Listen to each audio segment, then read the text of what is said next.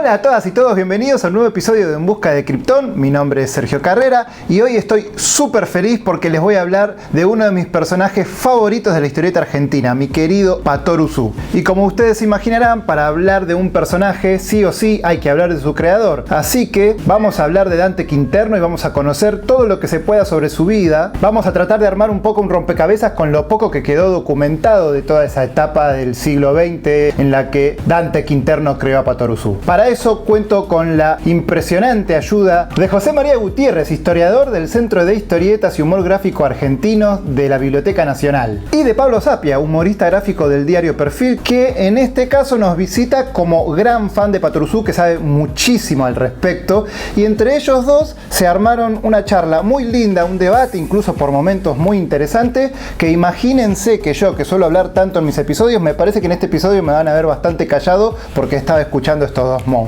Y de paso, como este es un episodio que a mí me interesa tanto por tanto cariño que le tengo a Patoruzú, estuve buscando mucho material de archivo para poder tratar de poner en este episodio y que ustedes puedan conocer y escuchar un poco a otros autores que trabajaron en Patoruzú, además de Dante Quinterno, ¿no? Luego en lo que fue La Factoría, la editorial de Dante Quinterno. Así que espero que este les parezca un episodio lo más completo posible. Ya saben, denle like, compartan, suscríbanse y muchísimas gracias. Sigamos difundiendo la historieta nacional. Hola muchachos, muchas gracias por estar acá. Hola. Hola, ¿qué tal? Ustedes, creo que fue en el 2018 que justamente organizaron una muestra de Patoruzú. Sí, la Biblioteca Nacional organizó una muestra por el aniversario que se cumplía, 90 años desde la primera aparición del personaje. Pablo es uno de los colaboradores de la muestra, además de ser un conocedor profundo, digamos, de la obra de Quinterno y de Patoruzú, ha hecho un trabajo de recuperación de las tiras publicadas originalmente en Jundioso, un trabajo extraordinario que está publicado en 3 volúmenes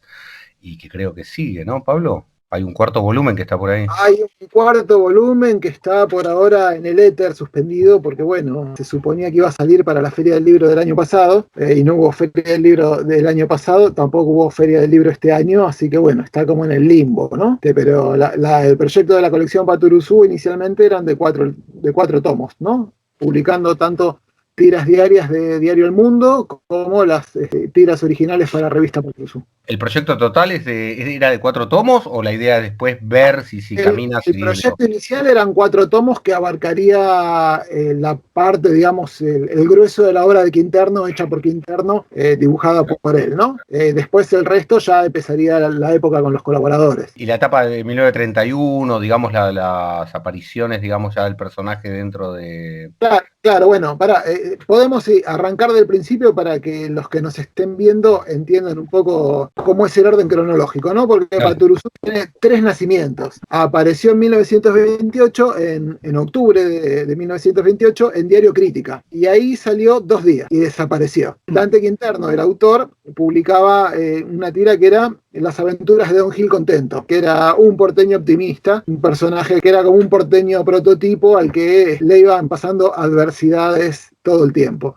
Y entre esas tantas adversidades, un tío de la Patagonia le manda como herencia, digamos, un indio para que lo apadrine. El personaje, que se llamaba originalmente Curuguahuigua, ¿no? Un nombre absolutamente impronunciable, llega de la Patagonia a Constitución, se baja del tren, se encuentra con Don Gil, que lo recibe, bueno, y esa es la primera tira donde se encuentran. Y al día siguiente, eso fue un día viernes, el sábado sale una media página, que era la publicación del fin de semana, ¿no? De lunes a viernes era en tira, y el sábado era a media página. Sale esa media página donde el personaje ya estaba rebautizado como Patoruzú y juega con electricidad y se encuentra con otros datos. La cuestión es que la tira deja de salir ese día. Nunca se supo por qué, es como uno de los grandes misterios de la historieta argentina, por qué desapareció la tira de Don Gil Contento. Hay varias opciones, hay varias ideas que pueden estar ahí apuntalando, pero bueno, la primera aparición, la primera vida de Patoruzú en Diario Crítica 1928 fue de 2 días, y ahí murió el personaje, desapareció.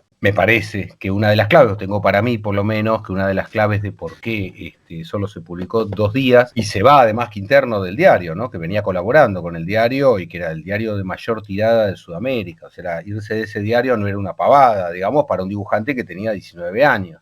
20 en ese momento. Parece que la clave estaba en los textitos que aparecían con el reconocimiento del copyright, que es de los derechos, digamos, sobre la serie, sobre la obra. Porque en la tira de Don Gil Contento, donde aparece Patoruzú, aparece el copyright, los derechos, digamos, de la obra y de su reproducción están en manos del diario Crítica. Me parece que esa es la clave, porque después, cuando viene ese segundo nacimiento, en el medio aparece, bueno, se va Quinterno del diario Crítica, comienza a trabajar en La Razón, empieza a publicar un personaje que inventa, que después se va a convertir en Isidoro, Don Julián de Montepío, claro, Don Julián de Montepío, que aparece ahí al toque. Ya vemos que abajo, esa línea, en las primeras tiras no aparece ninguna línea, cosa rarísima, o sea, no hay nada que diga de quién son los derechos. Sí, la firma, por supuesto, de Dante Quinterno, y al poquito tiempo dice derechos reservados, o sea, copyright, derechos reservados, no dice a nombre de quién. Y cuando va a aparecer el Indio, en 1931, cuando va a aparecer ya de nuevo este segundo nacimiento, el que ahora retomás vos, sí aparece una línea que dice que los derechos son de Dante Quinterno. Y luego, hasta 1935, ya va a ser el sindicato Dante Quinterno directamente, o sea, va a conformar él una propia agencia de distribución. Pero me parece que el secreto de por qué él se fue es el tema de quién era el dueño de esta tira. Por supuesto, Don Gil Contento ya era propiedad y así aparecía, además. Copyright era nombre de Crítica, por eso a La Razón no se lo llevó y tuvo que inventar a Don Julián de Montepío, si no se lo hubiera llevado a Don Gil Contento, que venía funcionando bien, ya estaba en la cabeza de los lectores. Era una historieta importante, tenía esa página que vos decías, no solo la tira diaria. Además, es la primera tira diaria que publica nada menos que el diario Crítica, de un autor argentino. No es una pavada, digamos, y venía y se sostuvo en el tiempo, además. Estaba publicando hace muchos meses, digamos, cuando introduce al Indio. Lo que quiere decir que estaba puesto en la cabeza de los lectores, ya funcionaba esa tira. Sin embargo, no se la pudo llevar. ¿Por qué? Porque era propiedad del diario, no de él, y él quiere ser el propietario. Lo que también puede llevar a pensar, que después lo charlaremos por ahí, que Dante Quinterno era muy consciente de que había, si bien no estaba configurado el personaje del Indio todavía, que tenía en manos algo muy fuerte, que había logrado crear algo, inventar algo absolutamente original y que no lo iba a ceder a Diario Crítica. La quería tener él, la propiedad sobre el personaje, para poder publicarlo donde se le diera la gana. No interrumpo más. Si vas a seguir interrumpiendo, sí, interrumpí porque nos viene bárbaro. Igual yo creo que hay toda una movida sobre el copyright que también tiene que ver con la época de La Razón, ¿no? O sea, la primera etapa del personaje fue en Diario Crítica, en 1928, octubre. En diciembre de 1928 arranca con Julián de Montepío en La Razón, y ahí se extiende hasta el año 34 dibujando. Y la cuestión es que yo creo que también ahí en La Razón tuvo un problema de derechos y por eso él también termina yéndose, porque después por algo funda el sindicato Dante Quinterno y ya arma otra empresa. Volviendo un poco al principio de La Razón, estamos en 1928, después que aparece Patoruzú esos 2 días en su primera aparición, queda en el limbo porque Quinterno, como dijimos, se va del diario y arranca con un personaje nuevo, Julián de Montepío, en otro diario. Y esta nueva tira se extiende a lo largo del tiempo con el personaje Julián, que va creciendo, es el personaje que después conocimos como Isidoro Cañones, ¿no? Que originalmente tenía el nombre Julián de Montepío, pero está solo Julián, tiene un ballet,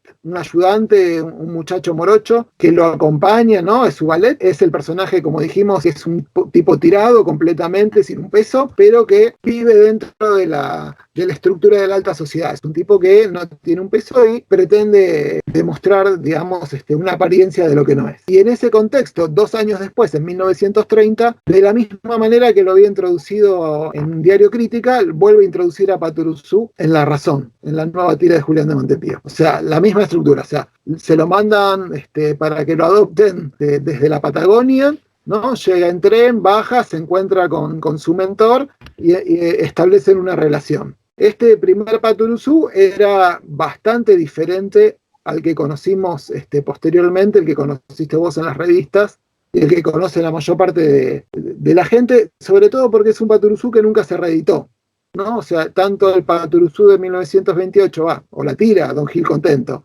como el Julián de Montepío de 1930, del 28 al 34, perdón, nunca se reeditó.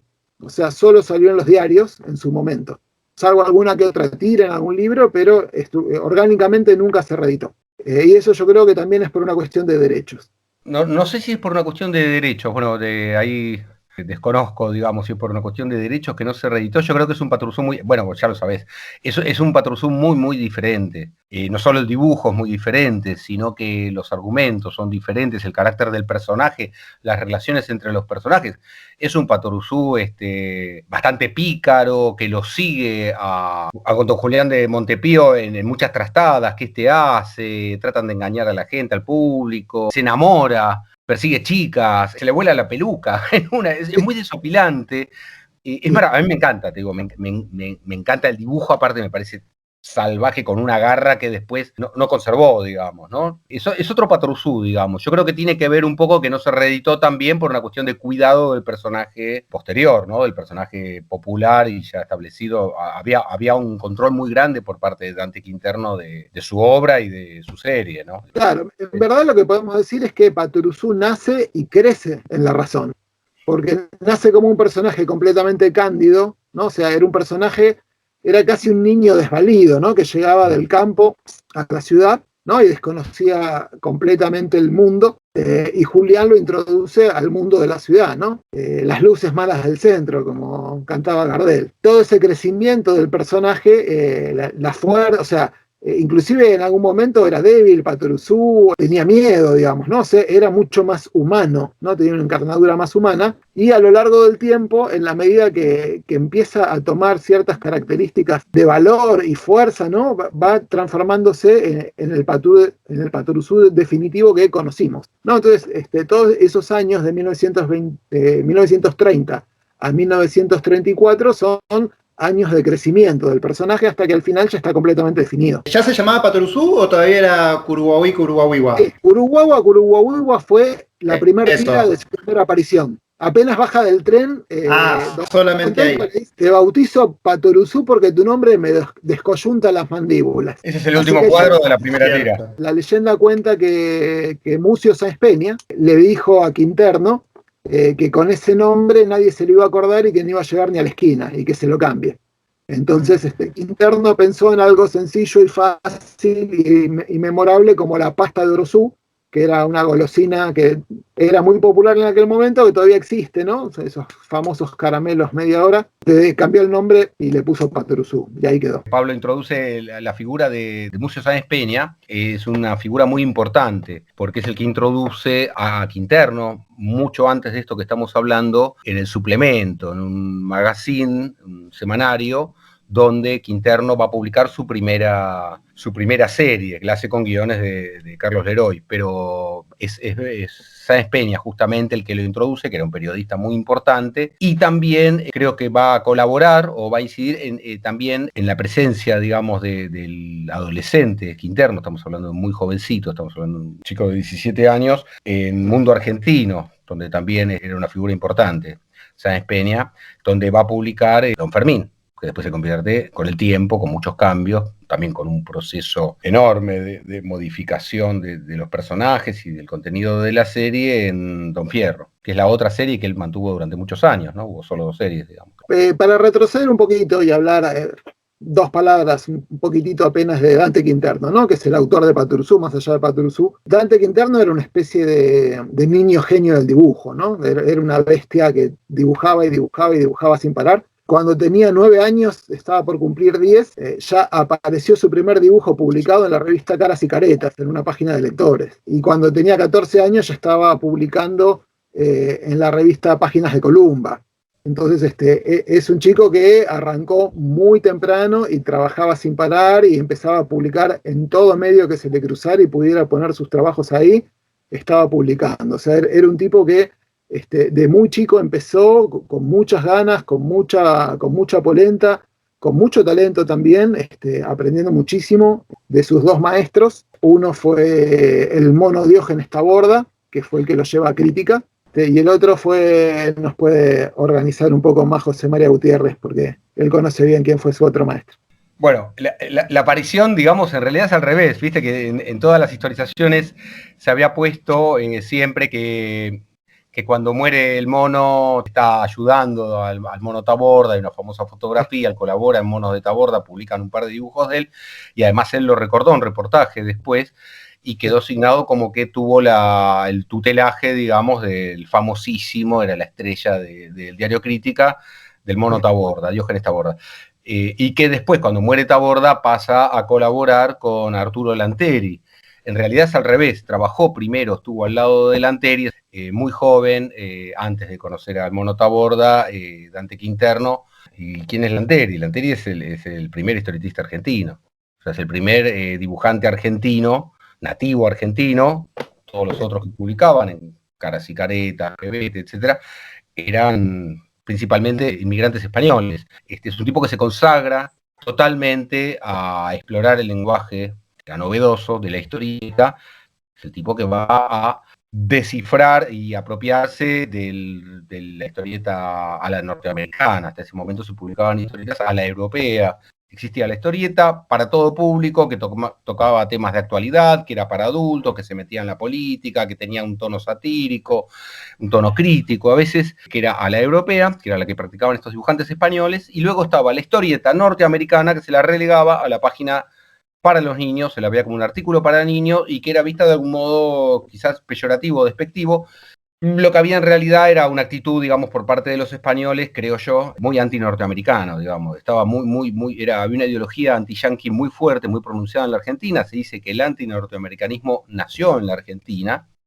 Paul Grusac fue uno de sus promotores y otros, y los españoles estaban muy resentidos con los estadounidenses que les habían sacado Cuba a fines del siglo XIX, y antes le habían sacado las Filipinas. O sea, las últimas posesiones, sacando Marruecos, las últimas posesiones coloniales que le quedaban a España, se las sacaron los yanquis, y los detestaban, y el cómic estaba claramente identificado con la prensa norteamericana. Por eso los primeros tipos que empiezan a utilizar estos recursos son argentinos, Lanteri y Soldati. Retrocediendo, Quinterno está al lado de Lanteri en el año 1924, por lo menos. Quinterno quinceañero.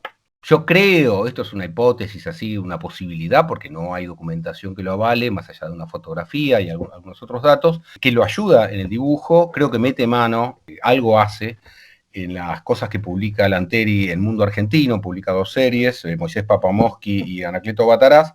Creo que algo hace ahí Quinterno, es el momento que está al lado, y esto lo sabemos porque en una revista que dirige Lanteri, que sale en 1924, que es Humorismo Porteño, a partir del número 5 o 6, introduce con todo al ignoto, el tipo que no lo conocía a nadie, que era Quinterno, este pibe, empieza a publicar en todos los números, y de hecho hay solo 2 autores que publican, que son el propio Lanteri, que es el director de la revista, y Quinterno, y le dan un aire enorme, porque llena un montón de páginas con sus dibujos Quinterno, y como decía Pablo, la evolución, digamos, que hay de lo que venía publicando en Páginas de Columba hacia menos de un año, a lo que publica en esa revista, que pocos meses después, es increíble, son 2 personas totalmente diferentes, son 2 manos diferentes, son 2 cabezas diferentes.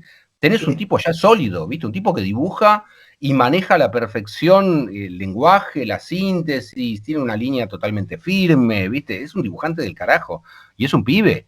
Y venía dibujando colaboraciones que las mirás y eran las colaboraciones de los pibes que les gusta dibujar, nada más. No era un pibe que le gusta dibujar. Acá ya directamente es un tipo que se está profesionalizando, ya tiene oficio, empieza a adquirir oficio, y esto lo hace al lado de Lanteri. En esos pocos años, que va desde que tiene casi 10 años y publica su primer dibujo en Caras y Caretas, a cuando tenía 17, 18 y ya es un profesional total, o sea, todo su periodo de adolescencia, podemos decir, ¿no? Entre los 10 y los 18 años, el tipo ya había colaborado con Ramón Columba, con Arturo Lanteri, con el Mono Taborda, ¿no? O sea, los dibujantes más importantes de la época. O sea, realmente un prodigio. Claro, sí, era el pibe prodigio. Y así siguió. Además de prodigio, lo interesante, digamos, el genio del tipo estaba en esa búsqueda que hacía de encontrarle una vuelta de tuerca más a lo que era lo habitual que se publicaba. En cada una de las cosas que va a hacer y que va a ir publicando, ya a partir de que empieza con la primera serie, digamos, la guiona otro, que es la de Pan y Truco. Pero inmediatamente después, cuando hace la de Manolo 40, que por ahí es pálida, digamos, en relación a sus otras producciones, que dura poco tiempo, porque ahí está siguiendo un poco, ahí está aprendiendo cómo es el tema de la serie, de la Family Strip, digamos. Sí. Pero inmediatamente después, 1926, estamos hablando, muy poco tiempo después, cuando ya entra a Mundo Argentino, con Don Fermín, El tipo pega una vuelta de tuerca sobre lo que era el esquema de las series familiares, que todas repetían esto que había desculado, digamos, y que había inventado Lanteri con Pancho Talero. Después del éxito de Pancho Talero, todos se dan a hacer series, y durante los años 20 hay un montón de autores, Mesa, etcétera, que hacen series ambientadas al interior del hogar. Hasta ese momento no estaban ambientadas así, al interior del hogar burgués, digamos, lucha de poder. La mujer que lo está esperando al marido para que le traiga la guita, para que no se vaya de joda, el marido que quiere escapar por todos lados, que está harto, digamos, de su casa, la hija disca que lo único que piensa es en comprarse pilchas y estar a la moda, digamos, de los años locos. Quinterno invierte un poco la fórmula, pone lo de Don Fermín, y en vez de poner a la mujer cisebuta esperándolo al marido con el palo de amasar, es al revés. En este caso pone al padre de familia con un palo de amasar que muele a golpes a la mujer, a la sirvienta. Es un personaje aterrador, es una serie gore, si querés, al comienzo, que después cambia. Entonces te das cuenta que el tipo estaba buscando invertir las fórmulas, por lo menos. O sea, siempre hacer una cosa que modificar lo que estaba dado. Y eso lo va a hacer después con Don Gil Contento y bueno, creo que finalmente con Patoruzú. Para que se den una idea de qué contexto estamos hablando, en la primera aparición de Patoruzú, la versión que apareció en Don Gil Contento, fue en 1928. Es decir, obviamente no existía internet. Solo había sucedido una guerra mundial. No existían los Beatles. Ni hablar que no existía todavía el peronismo. No existían ni Superman, ni Batman, ni ningún superhéroe. Mirta Legrand tenía apenas 1 año de edad. Era otro mundo y un contexto completamente diferente. Patoruzú aparece en Julián de Montepío en septiembre de 1930 y para agosto de 1931, es decir, menos de un año después, la tira ya había cambiado de nombre a Patoruzú, con lo cual en menos de un año el carisma de Patoruzú se devoró a Julián de Montepío, ¿no? Y lo dejó ahí atrás en el limbo del olvido. Como después pasó con otros personajes como puede ser Clemente y Bartolo, ¿no? Que Bartolo era el nombre original de la tira, luego fue Bartolo y Clemente, Clemente y Bartolo y luego Clemente solo, ¿no? O sea, y Bartolo pasó al olvido, pobre, junto a su tranvía. Y también un ejemplo de eso mucho más cercano, Yo Matías, que Matías también había empezado como un personaje secundario. Prudencio, era Prudencio y Matías, y luego fue Matías. Podemos decir que en esa primera versión, entonces la tira era más tirando para la comedia y no tanto en las aventuras que terminaron siendo después, donde pareciera que Patoruzú fue una especie de superhéroe anterior a la época de los superhéroes norteamericanos. Si bien no cumple con todas las características de lo que es el superhéroe tradicional, que siempre se dice que fue creado en Estados Unidos, pero ya tenemos a un personaje en Patoruzú que probablemente influenciado por personajes como el de Popeye, él ya demostraba ese afán de ayudar a la gente. Podemos decir que tenía superpoderes porque tenía una fuerza mucho mayor a lo normal. Por un lado, podríamos decir que sí, es un antecedente de los superhéroes, en cuanto a que tiene ciertos superpoderes, ¿no? Tiene como una superfuerza y una gran invulnerabilidad, ¿no? O sea, le disparan balas y las escupe por la boca, digamos, ¿no? Hace ese tipo de hazañas increíbles. Pero a mí me parece que, digamos, si bien es un héroe, no termina de ser un superhéroe porque no es un personaje que tenga un traje y una segunda personalidad. Entonces, desde ese punto de vista, no rankea como un superhéroe. Pero sí es un antecedente directo de un personaje con superpoderes. Sí, está más cerca de Popeye ahí. Claro. Como preguntarse si Popeye es un superhéroe. No, es un héroe, por eso, es un antecedente. De la misma manera, por ejemplo, que The Phantom, el fantasma, es el primer personaje que tiene un traje, ¿no? Y con máscara y un traje completo, pero no tiene superpoderes. O sea, es un antecedente del disfraz, pero no es un antecedente de los superpoderes. Patoruzú y Popeye, en todo caso, es la inversa. Es un antecedente de los superpoderes, pero no con un disfraz. Vamos a decir algo, como tira, digamos, con continuidad, historias largas, digamos, que continúan, ya en el comienzo de La Razón es así, ya del inicio, cuando aparece el personaje, vos vas siguiendo día a día la tira y mantiene una unidad de relato, una unidad de acción que va pasando de día a día, hay un continuará, digamos. No son humoradas separadas como podían ser, ponerle las de Don Gil Contento al comienzo. Cuando empieza con Don Julián de Montepío, hay una continuidad de relato que va de día a día, entonces sí se empieza a armar una estructura ya de serie. Pero es algo que va creciendo en la época de La Razón. Entre 1900 y 1934 es como, yo diría, el periodo final de aprendizaje de Quinterno. Mientras él seguía trabajando, mientras que Dante Quinterno seguía trabajando en La Razón, ¿es porque todavía él no había creado su editorial? Claro, todavía eso no existía. De hecho, Okay, en verdad, lo que hace alrededor de 1933 es irse de viaje a Nueva York y se va a estudiar animación, a trabajar, porque no había una escuela.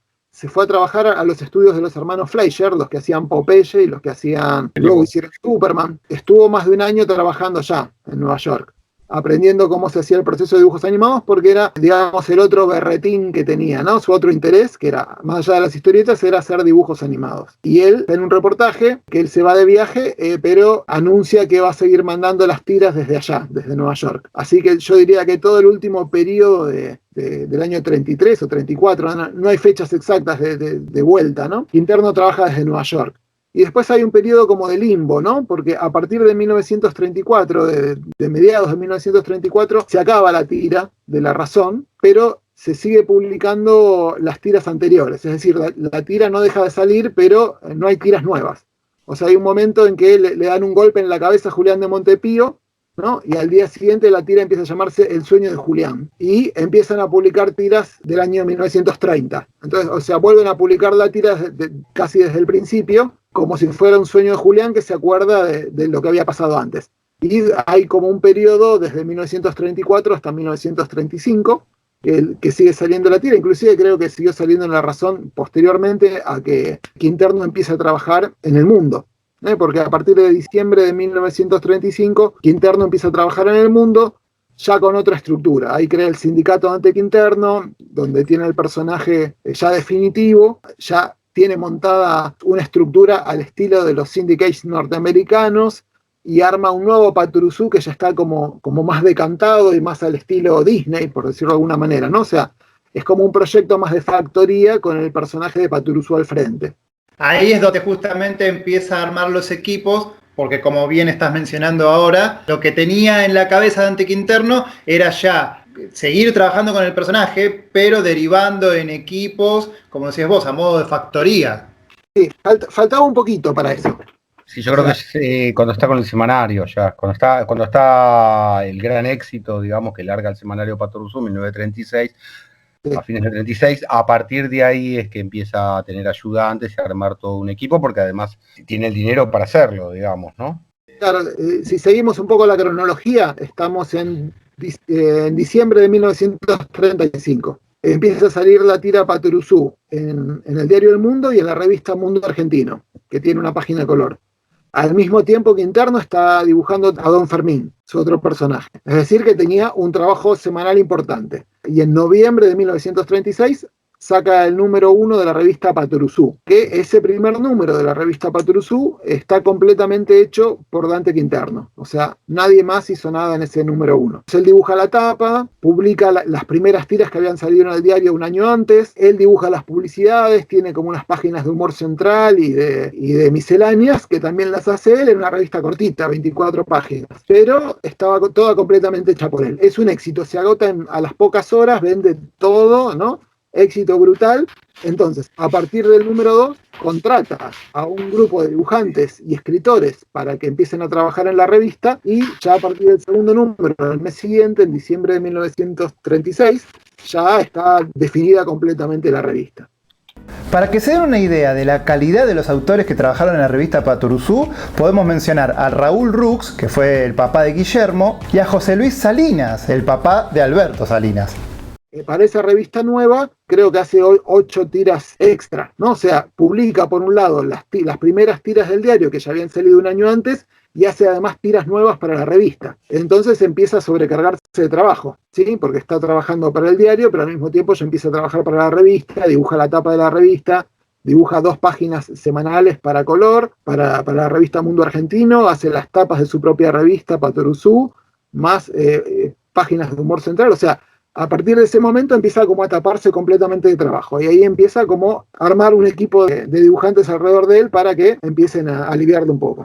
Luego de que Quinterno se retiró de la parte autoral de las aventuras de Patoruzú, hubo un gran equipo de autores argentinos que se dedicaron a llevarlas a cabo. Por ejemplo, en muchas de estas aventuras, en los bocetos estaba Tulio Lobato, en las tintas Jaime Romeu, en los detalles finales Oscar Blota, portadistas Guillermo Rux y Eduardo Ferro, letrista Germán Federico y todos ellos supervisados por Dante Quinterno. Hacer la tapa de Patorucito era muy difícil porque había que darle una identidad, había que darle un estilo, había que darle un nuevo color, había que crear una imagen que fuera diferente. De repente probó Blota, no le gustó, probó Lobato, no le gustó, probaron muchos, y a Quinterno no le gustaba nada. Y de repente dijo, ¿por qué no se la dan al pibe?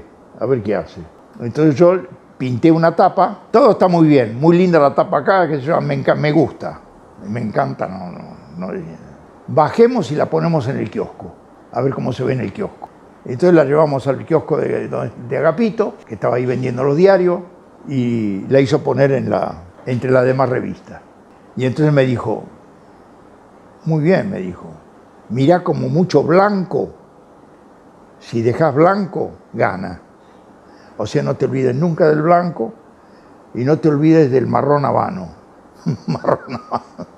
El famoso habano que le gustaba a él. Quinterno miraba los chistes y aprobaba lo que le gustaban. Se le mandaban 15 para que eligiera 8.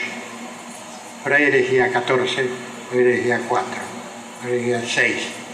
Y de repente nosotros nos íbamos quedando, achanchando, mandando. Entonces nos daba una lección y mandaba todos los bocetos tachados así, con rojo. Pero tenía razón, siempre tuvo razón.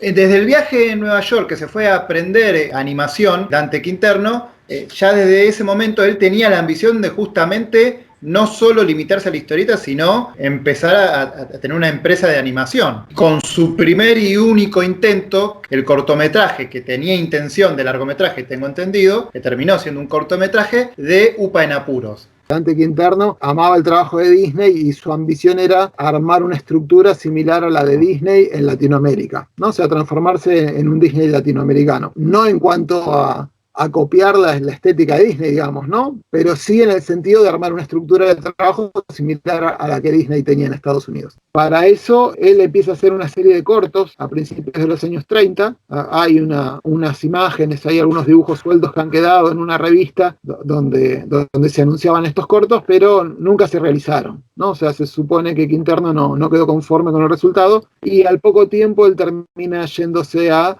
trabajar a los estudios de los hermanos Fleischer, ¿no? Para aprender a producir animación. Es interesante ver también por qué se va él a Estados Unidos, ¿no? O sea, pensemos que en ese momento él ya era una estrella del dibujo acá, ¿no? O sea, venía de trabajar en los diarios más importantes, tenía un contrato con la Bayer para hacer publicidad muy alto, con muchísimo dinero, ahora no recuerdo los montos, pero digamos, no sé, de varios miles de dólares. Y se va a trabajar a hacer dibujos intermedios para los dibujos animados de Popeye por unos pocos dólares la hora. Él no tenía necesidad de ir a trabajar de eso, ¿no? Pero su ambición era ir a conocer la factoría norteamericana desde adentro, aprender cómo trabajaban y poder trasladar esa manera de trabajar acá en Argentina. Y es muy interesante, ¿no? Porque a partir de ese momento pensemos que él empieza a generar su proyecto editorial, saca la revista Patoruzú, está durante varios años publicando la revista Patoruzú con un éxito absoluto, lo cual le permite invertir un montón de dinero en la producción de dibujos animados. Tiene que comprar toda una maquinaria, fabricar un montón de cosas que no existían para poder hacer animación. Y bueno, eso también se lo permite la revista. Y de ahí viene el proyecto Upa en Apuros,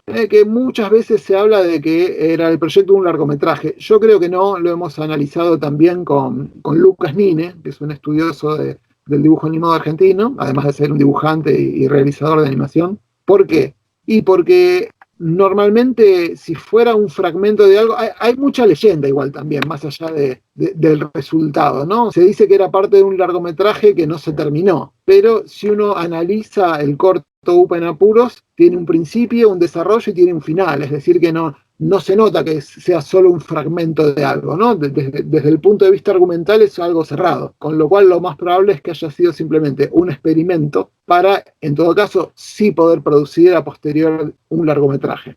o que eso fuera parte de un largometraje, pero yo creo que era ya un todo. ¿Y por qué crees, Pablo, entonces que todo quedó en ese cortometraje y no continuó con la producción de material fílmico? Hay varias leyendas en torno a la película UPA en apuros. La primera y la más difundida, es que Quinterno utilizaba películas alemanas para filmar y los rollos se tenían que mandar a Alemania para poder revelarse. Los rollos de cine, no las tortas grandotas de película que acá no se revelaban en ese momento. Y la leyenda cuenta que la película completa estaba viajando en el barco que fue torpedeado por un submarino norteamericano y naufragó. Es una hermosa leyenda, ¿no? Esa idea de que se había hecho una película de largometraje completa y se fue hundida por un submarino durante la guerra. Como leyenda es hermosa, pero es completamente irreal. Lo más probable es que Quinterno tenía un nivel súper alto de exigencia artística y él quería lograr un producto de súper primer nivel. Y haciendo cuentas y el tiempo que le llevó a producir el corto de UPA en apuros, la cantidad de inversión económica, el tiempo utilizado para producir ese material, no le dieron las cuentas para poder recuperar de inversión. Él podía invertir, seguramente tenía disponibilidad económica en tiempo y en material, pero no le daba el tiempo para producir películas. O sea, ¿qué sentido tiene invertir en una película, ¿no?, que te lleve $100 millones y estás 5 años produciéndola, ¿no? Digo, o sea, no tiene sentido invertir para esa cantidad de trabajo. Lo más probable haya sido eso, que no le cerraran las cuentas en relación tiempo-producción. Ahí se abre, digamos, alguna hipótesis que habría que investigar, pero coinciden en ese momento varias cosas. Primero es que él deja de filmar sus tiras, primero, deja de dibujar y deposita, digamos, el trabajo de acabado, digamos, de la serie en Tulio sus Lobato. colaboradores y principalmente en Tulio Lobato, que lo convoca primero para trabajar en animación, porque hacía animación para publicidad. Tulio Lobato lo incorpora a su equipo. Tengo para mí que fue Raúl Rux quien le presentó a Lobato a Quinterno. Lobato era colaborador, digamos, y amigo de Rux, esto me lo contó Guillermo, el hijo. Tulio Lobato colaboraba primero con Raúl Rux y después pasa a integrar el staff de Dante Quinterno justo en el momento que está trabajando y lo pone, digamos, al frente de UPA en apuros, de la animación. Pero te digo, hay distintos elementos ahí que pueden generar alguna hipótesis diferente. Uno es esto de que deja él de dibujar, también el tema de que viene la visita de Disney dentro del programa de Buenos Vecinos que lanza Roosevelt en el momento que entra a Estados Unidos a la guerra, buscando, digamos, aliados y componer una buena imagen de los Estados Unidos, que aquí no era, por lo menos eso es lo que cuentan sus diarios Babbitt. A los norteamericanos no nos quieren, dice. Lo trae a Babbitt aquí. Babbitt era uno de los principales animadores, dirigía, digamos, equipos de animación para Disney, estaba peleado con Disney, le estaba haciendo una huelga, él era el líder, digamos, de esa huelga cuando viene Disney para Sudamérica. Después de que se va Disney, viene Babbitt a la Argentina y le ofrece un contrato impresionante, viste que está en los diarios, lo que le ofrece Dante Quinterno.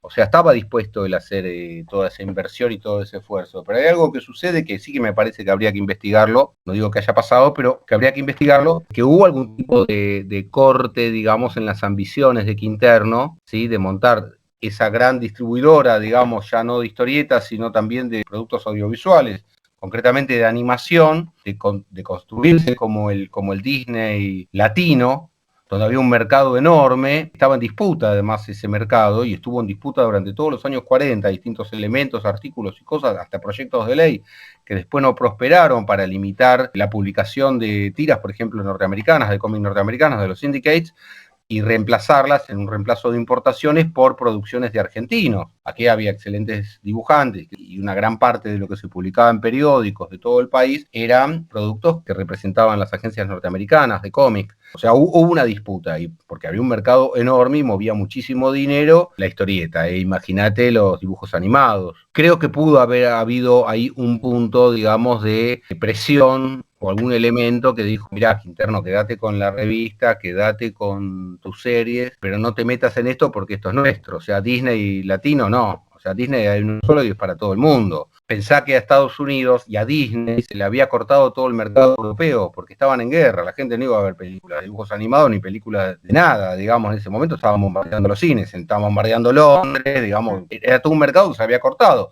Entonces creo que miraron hacia el sur y dijeron, vamos a hacer no solo a buscar aliados ideológicos por el tema de la guerra, sino además vamos a buscar mercados.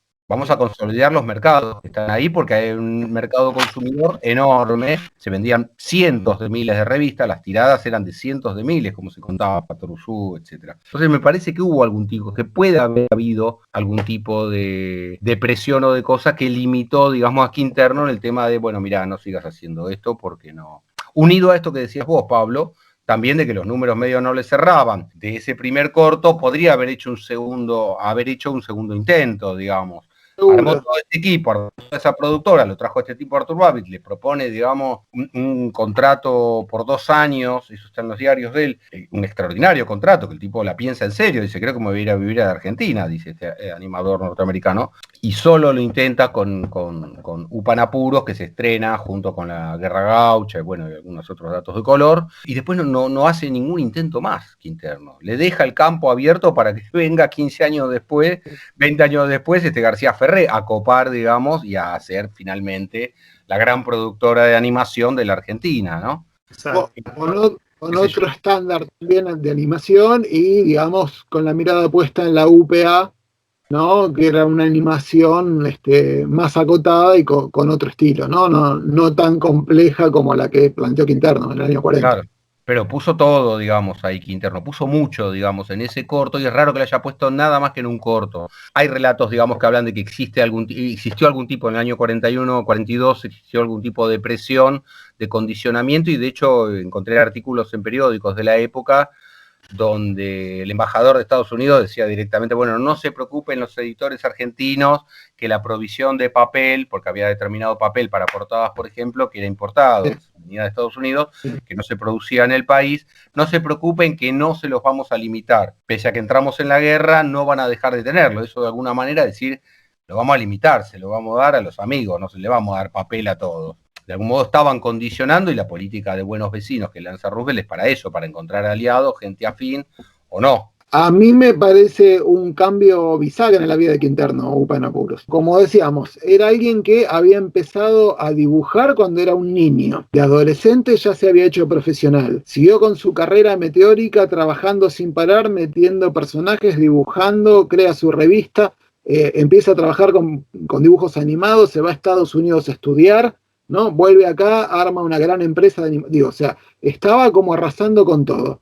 Y después de Upan Apuros, 1942, cuando se estrena, él abandona, digamos, lo que sería el proceso creativo. Al limitarse ese proyecto de animación, es como que dijo, bueno, hasta acá llegué, fue mi cenit, y no voy a hacer nada más importante, y simplemente a partir de ese momento se limita a armar equipos de trabajo, supervisar el trabajo ajeno, armar en todo caso algún boceto, ideas para tapas, pero ya no va a crear personajes nuevos, o sea, todo lo que sean personajes nuevos van a ser proyectos básicamente por ahí de él, pero que llevan adelante sus colaboradores, ¿no? O sea, cuando arma Patorucito, él no dibuja a Patorucito, los dibuja Tulio Lobato, lo guiona Mirko, hay toda otra gente trabajando y él simplemente supervisa. En los años 60, cuando sale la revista Locuras de Isidoro, él bocetaba tapas, pero digamos, o sea, ya no participa, digamos, activamente del proceso creativo. Sí, o sea, es un proyecto de Tulio Lobato ese, ¿no? Claro, sí, él ya se va, mira el campo, se dedica a otro tipo de actividades, pero las actividades creativas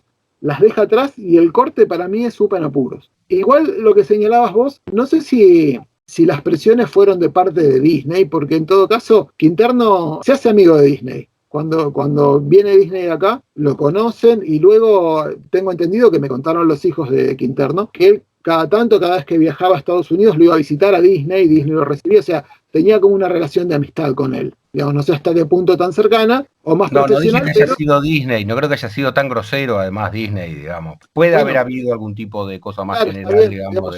Yo, en base a esta evidencia, digamos, de cierta amistad que continúa en el tiempo, yo no veo que haya sido una influencia directa de Disney queriendo como empresa, digamos, decir de, bueno, te copo la parada y vos no haces nada, ¿no? Porque si no creo que un tipo como Quinterno hubiera accedido a ir a verlo a Disney. Mira, te voy a preguntar algo, Pablo. Además de un extraordinario dibujante y creador, era un excelente empresario. Sí, claro. Muy organizado y ambicioso, además, que no paró de crecer. ¿Por qué Patoruzú no se exportó? ¿Por qué Patoruzú no se publicó más que, bueno, ya sabemos, la tira esa en el diario PM? ¿Por qué no se exportó al resto de Latinoamérica? ¿Por qué no se exportó? Digamos, era un héroe, era una tira exitosísima, con un gancho enorme, que funcionaba perfectamente bien hecha, con garra, ¿por qué su agencia, el sindicato Dante Quinterno, y por qué su empresa no la publicó en Paraguay, Chile, Uruguay, ¿Sabes? habla hispana, México? ¿Por qué no se publicó en México? Pero yo he visto alguna tira, creo, publicada en Panamá o en algún otro lado, ¿eh? O sea, en algún otro lado se sindicalizó y se vendió, junto con algunas tiras de Fola. Yo alguna vez hace un tiempo me había cruzado con alguna tira de Patoruzú publicada, más allá de las publicaciones, que hace pocos años en Nueva York, en el diario PM, ¿no? Porque tuvo una edición en inglés, fue el primer personaje argentino que se publicó en Estados Unidos, en tanto y cuanto, sobre todo, que era un producto argentino para Argentina que se vendió afuera. A posteriori, muchos dibujantes argentinos publicaron en Estados Unidos, pero eran productos hechos para Estados Unidos. Patoruzú siempre fue visto como un personaje fantasioso desde el punto de vista de que era un indio que era dueño de media Patagonia. Entonces siempre fue criticado por los sectores más indigenistas, ¿no? Diciendo que, bueno, que en verdad era una expresión de los vencedores, ¿no? Que Patoruzú era un indio que se había vendido a los blancos de Buenos Aires, ¿no? Había entregado su tradición, ¿no? Esa cosa más nacional. Ahora bien, cuando Patoruzú se publica en Estados Unidos, hay algo que es brutal, para mí, paradigmático, que el protagonista de la tira es Patoruzú, que es un indio, y que en 1940 y pico se publica en Estados Unidos una tira en la que el protagonista no sea blanco y rubio y sea un indio, es un cambio de paradigma brutal. O sea, me parece que todavía más violento que cuando Marvel saca en los años 60 Pantera Negra, protagonizada por un negro, ¿no? En ese sentido, digamos, lo que acá podía ser visto como conservador, en otras latitudes era totalmente moderno. ¿No? Sin dudas, porque se publicó en un diario progresista, rooseveltiano y de izquierda, como era de Nueva York. Es interesante la reacción de Spiegelman, que él me decía, conocía a Patoruzú Spiegelman, y él lo que decía es que él creía, que es un tipo que sabe mucho, además de historia del cómic, muchísimo, él creía que era el primer indio héroe, digamos, que él conoció, que para él en la historieta norteamericana jamás se había publicado a un indio como héroe, y menos como protagonista de una serie. Cuando aparecía el indio, la figura del indio norteamericano, por ejemplo, era para ser trastadas, o era un borracho, o era un salame, un tipo que no entendía nada, estaba para la cachetada, digamos, el personaje del indio en la historieta norteamericana. Por eso esa actitud también por parte del diario progresista, bien, ¿no? Lo veían como, wow, esto que decís vos, sí, algo totalmente revolucionario, nuevo, ¿no? Eso mismo podría haber tenido efecto, imagínate en México, por ejemplo. Fantaseo, digo, ¿qué hubiera pasado si se hubiera publicado Patoruzú en México, ¿no? Una sociedad donde la figura, digamos, del aborigen es poderosa, presente, viva y totalmente diferente. Creo que hubiera tenido un éxito tremendo en México, me imagino, qué sé yo, especulación esto. Sin embargo, no les cortó. Podría ser, digamos, que hubo alguna limitación. Si no, la verdad, yo no lo termino de entender. ¿Por qué un editor ambicioso, con pleno poder sobre su personaje, no abrió la posibilidad de publicación en el extranjero? Puede ser que haya editores, digamos, que no tengan la visión y que le hayan dado importancia, pero evidentemente era una extraordinaria historieta de lectura adictiva. El tipo que empieza a leerla no puede parar de leer porque está muy bien construida. Bueno, queda ahí colgado el tema, el debate es larguísimo y como no tenemos muchos elementos, pero sí hubo intereses concretos atrás de la historieta y eso sí está documentado, están artículos, están proyectos de ley, hay una cantidad de material que todavía no ha tomado luz, pero había mucha guita, digamos, que se movía atrás de las historietas. Sí, claro. Claramente queda dentro de los tantos misterios que hay alrededor de la figura de Dante Quinterno. Y otra de los mitos alrededor del personaje de Patoruzú que me gustaría preguntarles, ¿qué tanto de verdad creen que había detrás de eso que se suele decir de que los personajes co-creados por Goscinny, Asterix y Obelix, estaban inspirados en las figuras de Patoruzú, Upa? Para empezar, Goscinny vivió su infancia y adolescencia y primera adultez acá en Argentina, en la década del 40, con lo cual conoció a Patoruzú, porque yo creo que ningún chico de esa edad podía desconocer a Patoruzú. Con lo cual, a mí me parece que la escuela Quinterno lo influye a él, o sea, ese tipo de humor, la forma narrativa, ¿no? Digamos, esa manera de entender el trabajo, ¿no? O sea, de tomar como lector, ¿no? El aprendizaje que puede hacer cualquier persona que se va a dedicar al arte de escribir o narrar en tanto lector, ¿no? O sea, el descubrimiento de las obras narrativas desde el punto de vista del lector. O sea, desde ese punto de vista yo creo que sí hay una influencia, o sea, un conocimiento de la obra de Quinterno. Ahora bien, en tanto la influencia de Quinterno en la creación de Asterix y Obelix, yo ya lo veo más lejano y no tan influenciado. Sí, por ahí podríamos llegar a decirlo de la primera colaboración que hacen que hacen Goscinny y Uderzo, ¿sí? Juntos, que hacen un personaje que es un indio, que es un papá. En todo caso, ahí sí se podría llegar a ver en la relación entre los personajes, el tipo de humor, la manera que están construidos. Y además hay un dato que encontramos, que me pidió que lo busque una vez Miguel Dao, que es un coleccionista y escritor de historietas. Escritor, digamos, en tanto investigador, ¿no? De historietas. La cuestión es que en la revista Patoruzú, en el semanario, había en un momento una serie de artículos firmados Un Papá, igual que el nombre del personaje que después crean para... O sea, eso para mí termina de definir el contacto, digamos, entre la obra de Quinterno, ¿no? O sea, y la lectura de la obra de Quinterno por parte de Goscinny. Pero después, la relación de sí, hay ciertos paralelos entre Obelix y Upa, sobre todo, ¿no? Hay unas imágenes que están inclusive reproducidas en un catálogo de una muestra dedicada a Goscinny que se hizo, en la que Obelix está rompiendo una puerta, unos barrotes de una celda con la panza, y hay una imagen casi idéntica de Upa rompiendo una reja, ¿no? También con la barriga. Pero no podría hablar, digamos, sí de una influencia y un conocimiento, que es la de todo discípulo de un maestro, podemos decirlo de alguna manera, pero yo descarto cualquier teoría de que mucha gente que repite fácilmente, digamos, fue una copia, se inspiró en... No, de eso olvidémonos de esas que son todas fantasías. No, sí, tampoco apuntaba a eso, porque me parece que cualquiera que lea Patoruzú y luego lea Asterix, me parece que no son personajes tan parecidos. Sí, si buscas puntos en común vas a encontrar, pero no me parece para nada un robo descarado. Pero sí, sabiendo que Goscinny se crió en la Argentina, a mí me da un poco de orgullo. Asterix es otro de mis personajes favoritos del cómic. Hay varios elementos igual que los unen. Además de, bueno, la figura del acompañante, Sancho Panza, gordo, digamos, medio no muy brillante, digamos, de ideas, son las características de Upa y de Obelix. El hecho, bueno, del personaje que representa a la nación, el nacionalismo importantísimo que toma Patoruzú y que ya tenía Patoruzú, ¿no? Identificándolo con la bandera, con los emblemas nacionales, todo esto, y el hecho, bueno, del galo también, que representa al francés, tipo de la tierra, que enfrenta al invasor romano que les está copando, digamos, su territorio y resiste. Hay varios elementos, digamos, el tema de la fuerza, bueno, una cantidad de cosas, ¿no? Obelix, el de Asterix, era hincha de Racing y por eso lo dibujó con los calzones esos con la camiseta, claro, a Lupa de ellos, de Obelix. A mí me gusta la chacha, pero bueno. Las empanadas. Y las empanadas de la chacha. La chacha.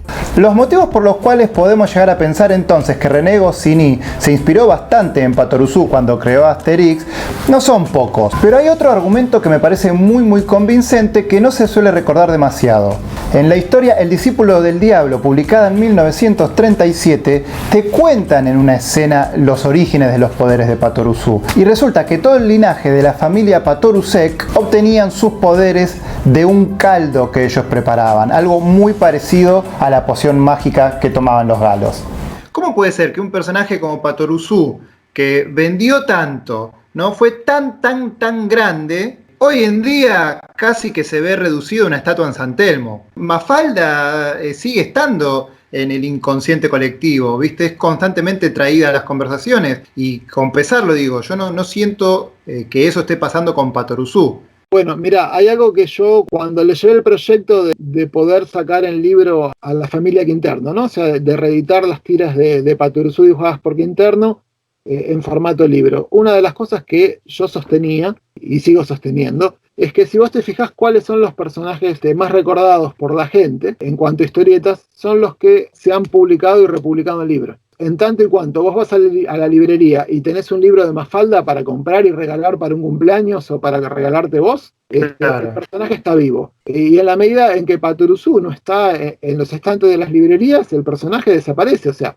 hasta hace poquito tiempo estuvo en los kioscos, ¿no? Pero ya desapareció del kiosco. Ese contacto con el lector desaparezca, el personaje lentamente empieza a entrar en el limbo del olvido. que esté en los estantes de las librerías hace que el personaje se mantenga. Sí, es como si una revista fuera algo más fácil de tirar que un libro que se puede conservar como objeto de colección. Por supuesto, sí. Es que además ese también es otro punto. La revista en tanto material historietístico tiende a desaparecer ya directamente, ¿no? O sea, son pocas las que quedan a lo largo y ancho del mundo, cuando hace, no sé, 50 años levantabas una baldosa y salía una revista de historietas. Las historietas se han mutado a los libros. Por ejemplo, me estoy acordando ahora, a principios del año 80, 81, por ahí 1981, Editorial Columba saca 2 tomos gordos, grandes, de Nippur de Lagash. Y son 2 libros que no solo se vendieron muchísimo, sino que además se conservaron mucho. Si en ese momento Columba hubiera apuntado a seguir con esas colecciones, hubiera sacado en formato libro todos sus personajes más populares, hoy yo creo que seguiría viva la editorial. ¿Por qué es popular Tintín? Y porque Tintín, además de las publicaciones en las revistas, empezó a sacar los álbumes, y es lo que hicieron los europeos. Y es lo que empezaron a hacer desde hace unos años los norteamericanos, que empezaron a recopilar todas las historietas de superhéroes antiguas, que solo habían salido en revistas. A partir de los años 90 empiezan a hacer reediciones cronológicas, completas, de una manera o de otra, pero empiezan a mantener vivo el legado, digamos, de esos personajes, y los mantienen en los estantes de las librerías. Como ustedes ya vieron en este episodio, mientras lo estaba grabando recién me enteré de que existía esta nueva edición que compilaba las tiras de Dante Quinterno, algo que yo en la niñez nunca había llegado a leer. Así que ya me la compré toda la que salió hasta ahora, porque van a ser 4 en total, por ahora salieron 3, y les recomiendo que sin importar el precio lo compren. Ediciones Assisi, bajo la capitanía de Pablo Sapia, hicieron un trabajo espectacular recuperando un trabajo muy, muy valioso. Fue todo un trabajo, además de casi 2 años de trabajo de restauración de las tiras. Se escanearon de las revistas semanales. Como en las revistas semanales se publicaban obviamente las tiras originales para la revista semanal, pero también se reeditaban las tiras del diario, se pudo completar casi todas las tiras. Hubo algunas tiras que no se reprodujeron en la revista, o sea que solo habían salido en el diario, y también las pudimos llegar a conseguir gracias a algunos coleccionistas. Inclusive alguna aventura que nunca se había reeditado en revista y solo se había publicado en el diario, también se rescató, la pude restaurar, hice todo un trabajo, magia casi, para que se vuelva a ver, y realmente se ve muy bien. Yo quedé súper conforme.